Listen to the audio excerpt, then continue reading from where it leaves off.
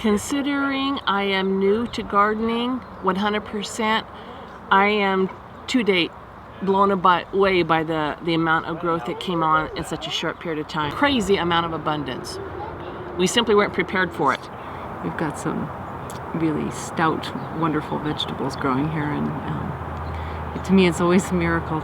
You start with a tiny seed and then you end up with this gigantic bush that's producing all these vegetables and things to eat. A couple weeks ago, there was a fundraiser for the Inland Northwest Food Network here.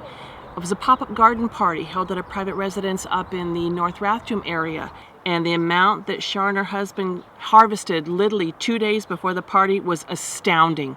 Maybe 20 pounds worth of produce went from here to the cellar restaurant for the chef to use and turn around and turn it into hors d'oeuvres for the pop-up party. It was pretty amazing, pretty cool. We've had a lot of summer squash and tomatoes, and as Kim said, we gave a lot of food for the pop-up party, and we had 10 pounds of summer squash, 10 pounds of green beans, 25 pounds of tomatoes, and winter squash, and 5 pounds of basil and thyme. The goats get the benefit of the greenery that's trimmed back, and we can get a little bit to our residents in our assisted living facility. As of this moment, only one of our residents, sadly, is able to traverse it here behind her walker because she can walk upright. We thought that the ground being level, the wheelchairs could access it. Well, they can't.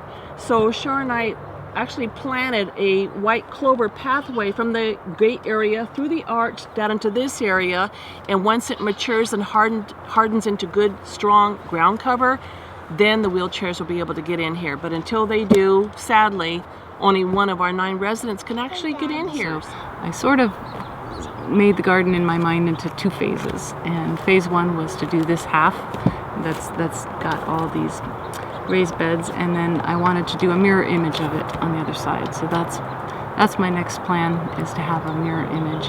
And we've discovered with what people are asking for, friends and family, that we could grow a lot more herbs and different types of herbs and unusual things that people would really enjoy having. So I think some of those beds would be dedicated to those kinds of things, as well as other vegetables. I could use help doing phase 2, and I'm hoping that people who are interested will want to volunteer and help us get the second half of this garden going. We also have dreams of adding a greenhouse over there. We've got the space for it.